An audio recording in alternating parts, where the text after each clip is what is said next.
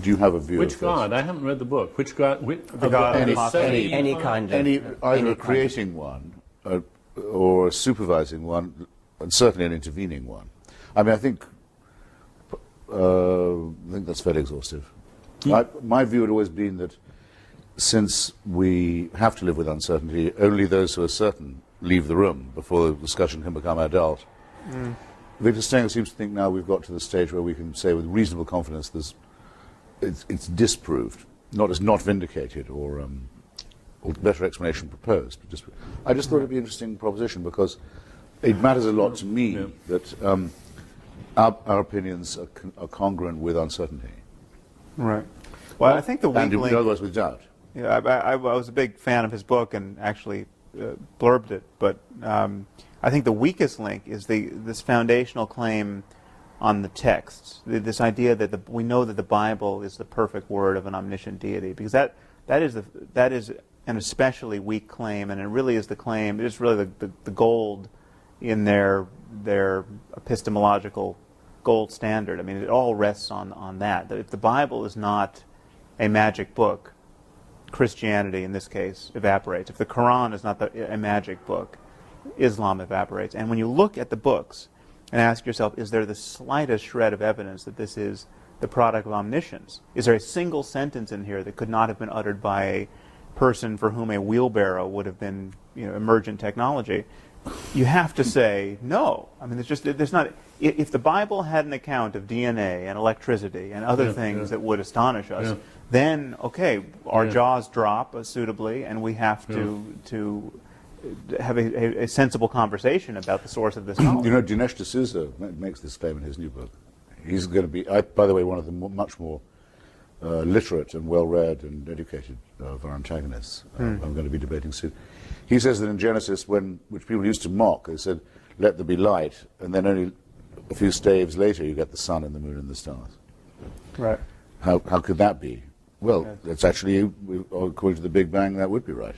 Yeah, but that's the bang precedes the galaxies. Yeah. I mean, believe me, I'm sympathetic too. But, right. Well, I try to demonstrate this cast of mind in, I think, a very long endnote in The End of Faith, where I say any text can be read. Well, with the eyes of faith, you can make magical impressions out of any text. So I literally walked into a bookstore, the cookbook aisle of a bookstore, randomly opened a cookbook, found a recipe for wok, I think it was wok seared shrimp with ogo relish or something, and then came up with a mystical interpretation of the recipe.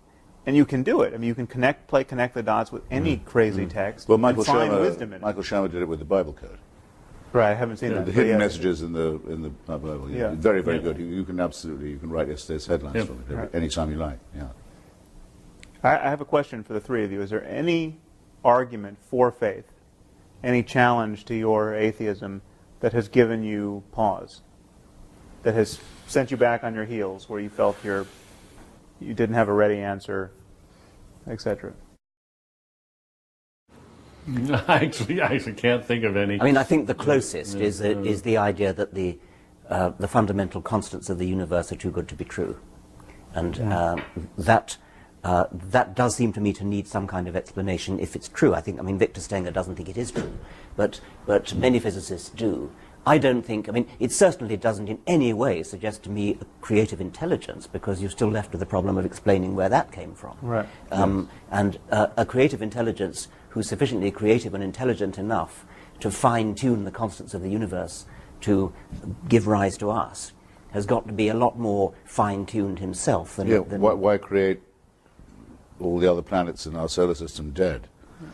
Well, that's a separate question. Yeah, if it was that good. Yeah. I mean, yes. Bishop Montefiore was very good at this, was a former friend of mine, say that you have to marvel at the conditions of life and the knife edge on which they are. So it is a knife edge, yes. Our planet is, a lot of it too hot or too cold. Right. Sort of climate. The other planets are completely too hot or too cold to support. I mean, that's just one solar system, the only one we know about where there is life. Not much of a designer. And of course you can't get out of the infinite regress. But I've not come across a single persuasive argument of that kind. But I wouldn't have expected to, because as I realized when I thought one evening, they never come up with anything new. Well, why would they? Their arguments are very old by definition. And they were all evolved when we knew very, very little about the natural order. The only argument that I find at all attractive, and this is for faith, you asked, as well as for theism, is what I suppose I'd call the apotropaic. When people say all the praise belongs to God for this, he's to be thanked for all this. That is actually a form of modesty.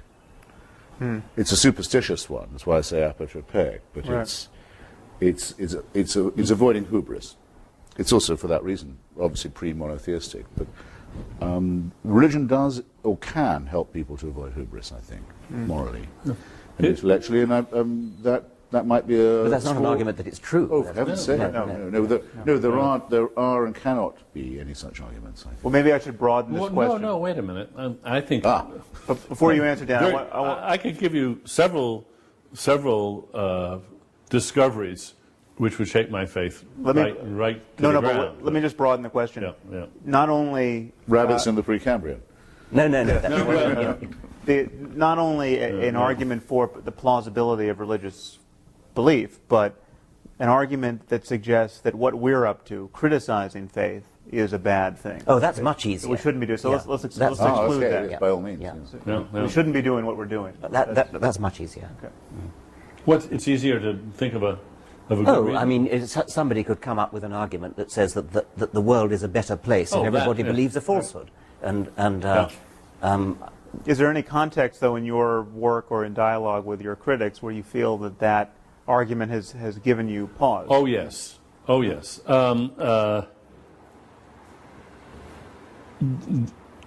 Not so much in breaking the spell, but when I was working on my book on free will, Freedom Evolves, I kept running into critics who were basically expressing something very close to a religious view, namely, look, free will is such an important idea. If we gave up the idea of free will, people would lose a sense of responsibility and we would have chaos.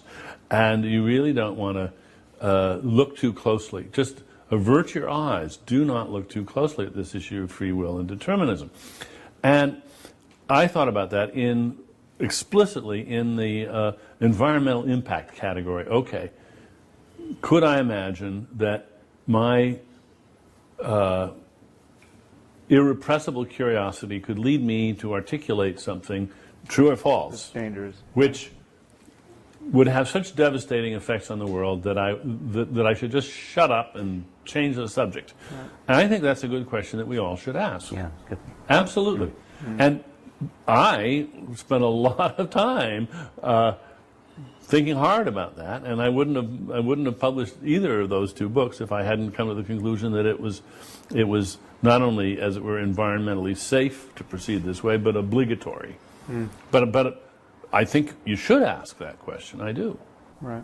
Before publishing a book, but not before deciding for yourself, do I think that this is true or not? One should never do what some politically motivated, often, critics do, which is to say, this is so politically obnoxious that it cannot be true. Oh, yeah. Which is a different thing entirely. No. No, it would be like discovering that you thought that the bell curve on white and black intelligence was a correct interpretation of IQ. Yes, and you could well suppress publications. Now I've looked at all this stuff again. I'm absolutely, you could say, now what am I going to do?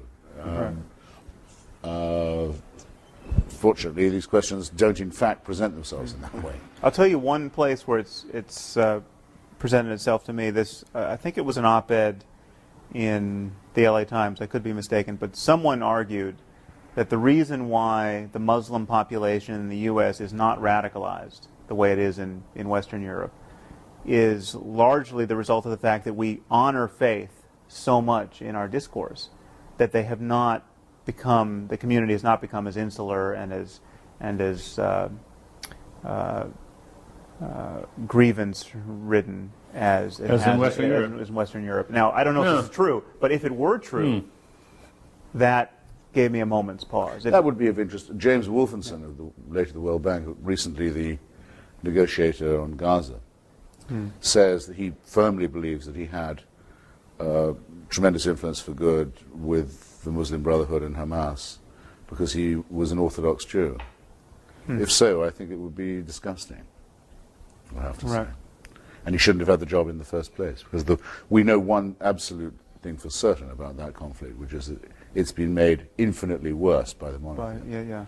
If it were only a national and territorial dispute, it would have been solved by now. So, but his self-satisfaction in saying so, even if it were true, would turn me even more against him.